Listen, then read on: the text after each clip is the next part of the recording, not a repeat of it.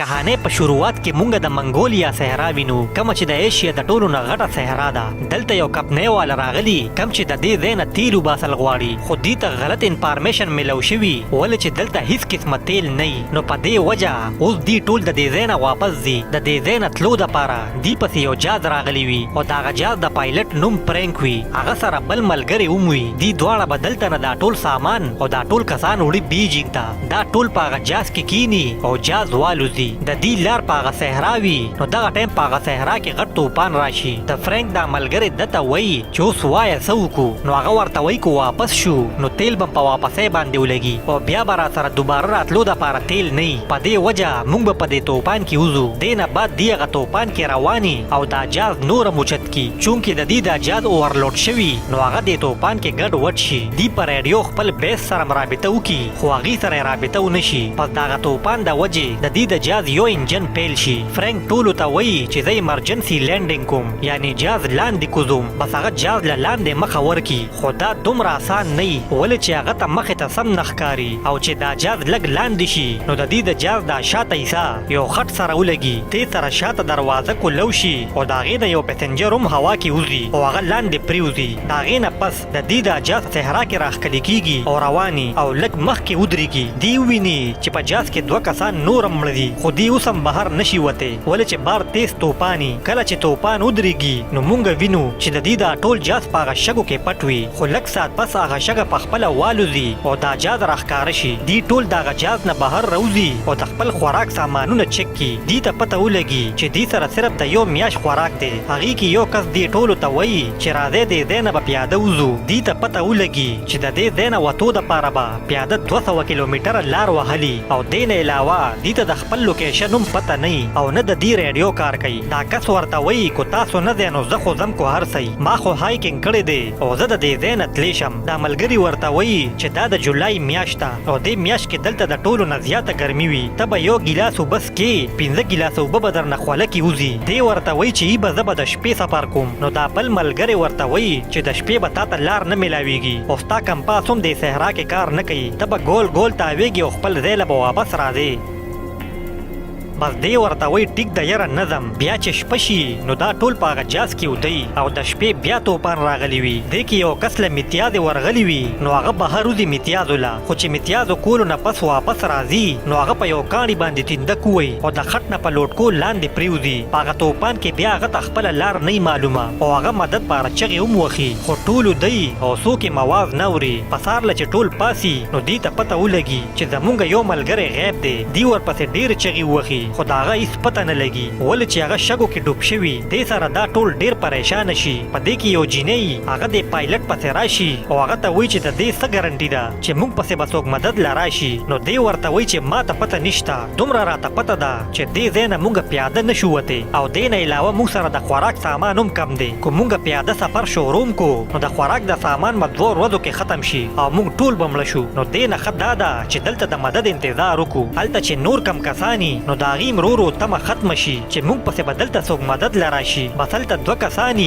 او هغې وایي موږ به د دې ځای نه پیاده ځو. هغې ځان سره اوبه وړل غواړي. نو فرینک ورته وایي چې اوبو له به څوک هم ګوتې نه وړی. په دې خبره هغې یو بل سره ونښلي او د هغې نه هغه اوبه توی شي. دې سره دلته یو کسي او د هغه نوم برید وي. هغه دې ته وایي چې ما سره یو آیډیا شته او هغې سره به موږ ټول د دې ځای نه وځو. زه د 100 ورځو نه د دې جاز جانچ کوم نو ما ته لګي چې موږ د دې جاز نه یو بل وړوکی جاز جوړولی شو. فرینک ورته وایي چې تا سره د جاز باره کې څه علم دی. نو برید ورته وایي چې ما به جازونه ډیزاین کول. اصل کې دې ټولو سره د برید باره کې څه معلومات نه وي چې دا څوک دی. خو بس برید دې سره کپنی کې تیلو باسلو له راغلي. هغې چې د ده خبره واوري نو ډېر حیرانه شي او د ده خبرو سره یې امید جوړ شي. بس هغې ټول د ده ومني خو فرینک د ده په خبرو یقین نه کوي. هغه وایي داسې نشي کیدی. نو بس دې ورته صفا انکار وکړي. بیا په بل سبا د دې یو ملګری د چا نوم چې جیمز وي هغه هلته نه لاړ شي. نو هلته هغه جینۍ دې ته وایي چې زه ورپسې ځم ګورمې. نو فرینک ورته وایي چې ودرېږه مه ځه او زه به ورپسې لاړ شم. بس فرینک د هغه کتو پسې لاړ شي. لږ مخکې تلو نه پس هغه هم هغه خټ له رورسي کم سره چې د دې دا جاز جنګېدلی وي او د دې نه یو کس هم غورځېدلی وي. د هغه لاش اوس هم هلته پروت وي خو د هغه په جسم د هغه کپړې نه وي او هغه په ګولو هم لګېدلی وي. دې سره فرینک ډېر زیات حیرانه شي. دغه ټایم هلته هغه جیمز هلک هم رورسي. جیمز ده ته وایي چې زموږ نه مخکې دلته څوک راغلي دي. زه خو صرف دلته خپلې ګړۍ پسې راغلی وم کومه چې ما دې ملګري له ورکړې وه خو اوس د ده لاسو کې هغه ګړی نشته.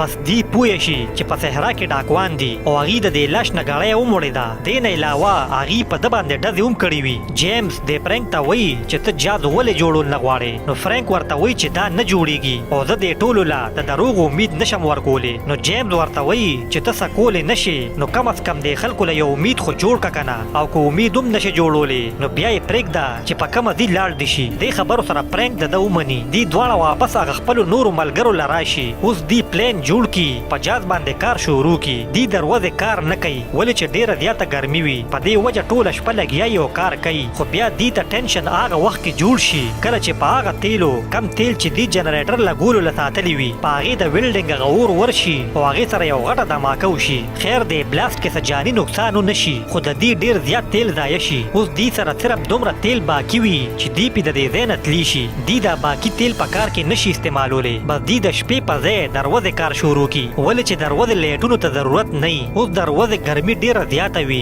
خو دی همت ونه بیلي او مسلسل هغه جاز باندې کار وکړي. اوس جاز تیار شي خو اخري کار دی چې دی به دا وزره په جاز را پرېږدي او که دا وزره لاندې پرېوته نو بیا د دې د اوچتولو څه انتظام نشته. خیر دی چې هغه وزره را پرېږدي نو هغه زنځیر وشلیږي او وزره لاندې په تیزۍ لاړه شي جاز سره وجنګي. دی ټول ډیر زیات خفه شي خو جاز کې د دی یو ملګری مخکې نه دی وزرې ته ولاړي او هغه د دننه نه دا وزره په خپل ځای ورسمه کی. دی ټول د هغه نه ډېر خوشحاله شي. اصل کې دا زنځیر چې وشلیږي نو دا وزره په خپله هغه ځای له لاړه شي کم ځای له چې دی بوځي. د وزرو لګولو نه بعد د دې د جاز ډانچه مکمل شي.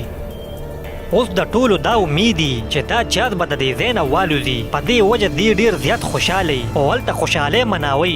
دی ورته د الوتو دپاره ټریک هم جوړ کي خو دا هر څه اوس هم دومره اسان نه وي. یو ورځ دلته اسمان کې پلکار شروع شي او ځای په ځای بجلي پرېوځي. د دې د جاز په هغه وزره کې تیلي په دې وجه هغه ټول د جاز نه لرې وتښتي. خو برید د هغه ځای نه خوځي نه ولې چې هغه په یو قیمت هم دا جاز پرېښودل نه غواړي او چې کله په هغه باندې بجلي راغورځېږي نو فرینک ورله دیکه ورکي او بچي کی. ولې کو برید اخوا دېخوا شو نو بیا دی دا جاز پوره کولی نشي. بیا دی د جاز له یو نوم هم ورکي او هغه نوم وي پینکس. د دی په دې جاز کې اوس هم لا کار پاتې وي او د دی اوبه هم په ختمېدو وي. یو شپه دی په دوربین کې ګوري چې ډېر لرې چا خیمې لګولې دي او هغې کې څوک پراته دي. اصل کې دا هغه ډاکوان او سمګلرانې کم چې د صحرا په لار د یو ملک نه بل ملک ته اسلحه سپلای کوي. فرینک دی ته وایي چې موږ به دې نه اوبه وغواړو خو برید یې منې کي وایي مزه. فرینک د ده ونه مني او سره د دوو کسانو اوبو غوښتلو دپاره هغې له ورشي. دی چې څنګه د هغې نه اوبه وغواړي بس هغې د دی په یو کس باندې ډز وکړي. بس دی هم پرې ډزې وکړي او هغه ډاکوان مړه کړي خو یو ډاکو ترې تېښته کې کامیاب شي. فرینک سره موقعي چې هغه ولي دی پرې ډز نه کوي ولې چې دی قتل کول نه غواړي. په هغه ډاکوانو کې یو ډاکو ژوندي وي هغه دی د جاز خواله راولي نو دا نور ملګري ورته وایي چې دی مړ کې ولې چې دا خطرناک دی. دی ټول پرې لګیایي باس کوي چې دی کې پرې برید ډز وکړي او مړ یې کړي. خو فرینک هغه ته غوسه شي نو برید ورته وایي چې ته د دې جاز پایلټ وې او ستا د لاسه مونږ دلته پسو شوي یو. په دې فرینک له غوسه ورشي او هغه په برید ګزار وکړي. بس برید د هغه ټولو نه خفه شي او دې ته وایي چې زه نور په دې جاز کار نه کوم. دی ورته وایي چې زه د 10 کسانو کار په یوازې کوم او تاسو ټول خو آرام کوئ. دا جینۍ ورته وایي چې دا ټول به ستا نه معافي وغواړي خو ته راځه شه ولې چې زموږ د ټولو تا ته ضرورت دی. بیا فرینک کوم راشي او معافي ترې وغواړي. فرینک ورته وایي چې بس ته مشر او راشه دا کار ختم کا. بس برید راځه شي. بیا دی دوربین کې ګوري چې کم ډاکو تښتېدلی وي هغه نورو ملګرو سره هلته راشي خو هغې مخکې نه راځي ولې چې هغې ته پته چې دې سره هم اسلحه ده. اصل کې دې سره هم د هغه سمګلرانو اسلحه یي کومه چې د هغې نه په هغه خیمو کې پاتې شوي. دا ډاکوان په دې انتظار یي چې کله د دې اوبه خوراک ختم شي او دې کمزوري شي نو بیا به پرې ورځو. خیر دی په خپل جاز باندې کار نور هم تیز کی. بیا فرینک ته یو کتاب میلو شي کم کې چې د جازونو د ماډلو تصویراني او هم د دې نه برید دا جاز ډیزاین کی.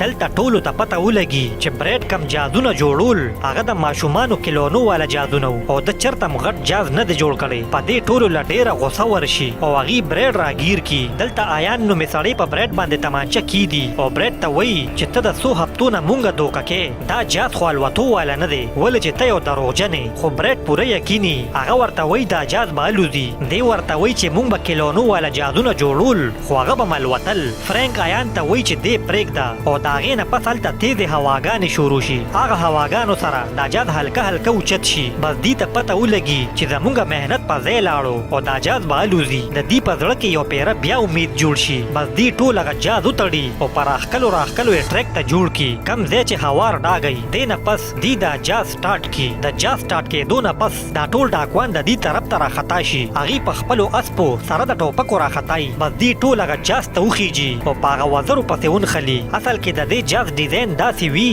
چې دوی به پې دغه شان بره ناست وي. اوس د دې دا جاز په رنوی باندې روان شي او شاته نه پې هغه ډاکوان ډزې شروع کړي. خو څوک هم په ګولۍ ونه لګي او بس د دې رنوی ختمه شي او جاز لاندې کندې ته لاړ شي. دا سمګلران وایي چې بس دې ټول مړه شو. خو بیا مونږ وینو چې هغه جاز د کندې نه اوچت شي او هغه ښه سم والوزي. دا ټول ډېر زیات خوشحاله شي ولې چې د دې مهنت رنګ راوړي او هم داسې دي د هغه ځای نه وځي. ګرانو کتونکو کو ویډیو خوښه شوي نو لایک یې کړئ او چینل ضرور سبسکرایب کړئ. ډېره مننه.